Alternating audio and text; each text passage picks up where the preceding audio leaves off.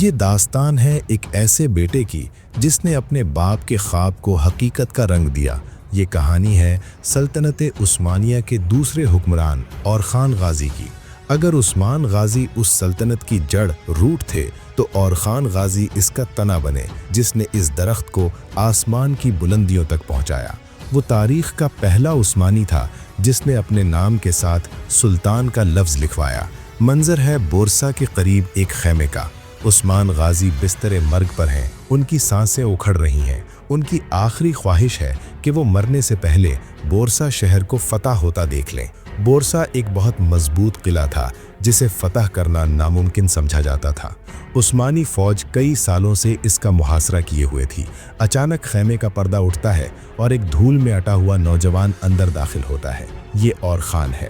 اس کے چہرے پر تھکاوٹ نہیں بلکہ فتح کی چمک ہے۔ وہ اپنے باپ کے قریب جھکتا ہے اور کہتا ہے، بابا آنکھیں کھولیں، بورسا اب ہمارا ہے۔ قلعے پر اسلام کا پرچم لہرا رہا ہے۔ عثمان غازی نے کانپتے ہاتھوں سے بیٹے کا چہرہ چھوا اور مسکرا کر کہا، اب میں سکون سے مر سکتا ہوں۔ اسی لمحے عثمان غازی کی روح پرواز کر گئی اور خان غازی کے کاندھوں پر سلطنت کا بوجھ آ گیا۔ عام طور پر بادشاہ بنتے ہی بھائی ایک دوسرے کے گلے کاٹ دیتے تھے، لیکن اور خان کی کہانی مختلف تھی۔ سلطان بننے کے بعد اور خان نے اپنے بڑے بھائی علاء الدین کو بلایا اور کہا، بھائی آپ مجھ سے بڑے ہیں، یہ تخت اور یہ سلطنت آپ کی ہے۔ علاء الدین ایک درویش صفت انسان تھے۔ انہوں نے اور خان کے کاندھے پر ہاتھ رکھا اور تاریخی جملہ کہا، اور خان، والد نے دعا تمہیں دی تھی اور تلوار بھی تمہیں سونپی تھی، یہ بوجھ تم اٹھاؤ، مجھے تخت نہیں چاہیے، میں تمہارا وزیر بن کر تمہاری مدد کروں گا۔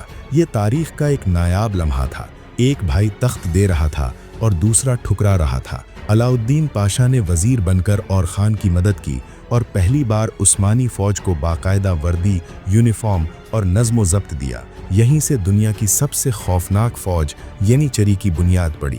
اور خان غازی صرف جنگجو نہیں، ایک عاشق بھی تھے۔ ایک بازنطینی قلعے دار کی بیٹی تھی ہلوفیرا، وہ چاند جیسی خوبصورت تھی۔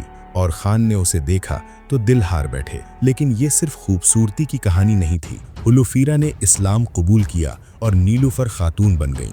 نیلوفر خاتون سلطنت عثمانیہ کی سب سے با اثر خواتین میں سے ایک بنی۔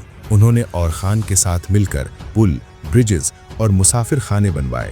وہ اور خان کی طاقت بنی اور ثابت کیا کہ محبت جنگوں سے زیادہ طاقتور ہوتی ہے۔ اب اور خان کی نظریں ایشیا سے نکل کر یورپ کی طرف تھیں۔ بیچ میں سمندر ہائے تھا اور دوسری طرف یورپ کے مضبوط قلعے۔ اور خان کا بڑا بیٹا سلیمان پاشا ایک رات اپنے 40 ساتھیوں کے ساتھ لکڑی کے تختوں، رافٹس پر بیٹھ کر خاموشی سے سمندر پار کر گیا۔ انہوں نے یورپ کے ساحل پر ایک چھوٹے سے قلعے ٹزمپے پر قبضہ کر لیا، لیکن قدرت اور خان کے ساتھ تھی۔ ایک رات شدید زلزلہ آیا، گلی پولی کے بڑے بڑے بازنطینی قلعوں کی دیواریں گر گئیں، عیسائی سپاہی ڈر کر بھاگ گئے۔ سلیمان پاشا نے اسے اللہ کی مدد سمجھا اور فوراً اپنی فوج کے ساتھ ان قلعوں میں داخل ہو گئے۔ یہ تاریخ کا وہ موڑ تھا جب ترک پہلی بار یورپ میں داخل ہوئے اور پھر کبھی واپس نہیں گئے۔ سلطنت عروج پر تھی، لیکن اور خان کے دل پر ایک ایسا زخم لگا جو موت تک نہ بھر سکا۔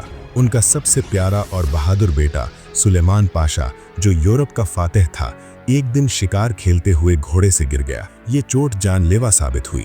وہ بیٹا جسے اور خان اپنا جانشین، اگلا سلطان دیکھ رہے تھے، ان کی زندگی میں ہی دنیا سے چلا گیا۔ اس غم نے اور خان غازی کو توڑ کر رکھ دیا۔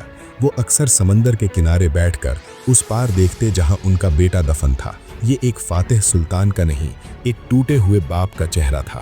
1362 میں تقریباً 80 سال کی عمر میں اور خان غازی کا وقت آخر آ گیا۔ انہوں نے اپنی زندگی میں ایک چھوٹی سی ریاست کو ایک بڑی سلطنت بنا دیا تھا۔ انہوں نے پہلی بار سکے جاری کیے، پہلے اسکول، مدرسے بنائے اور غریبوں کے لیے مفت کھانے کے مراکز عمارت کھولے۔ کہا جاتا ہے کہ اور خان غازی راتوں کو بھیس بدل کر شہر میں گھومتے تھے تاکہ دیکھ سکیں کہ کوئی بھوکا تو نہیں سو رہا۔ وہ خود اپنے ہاتھوں سے غریبوں میں کھانا تقسیم کرتے تھے۔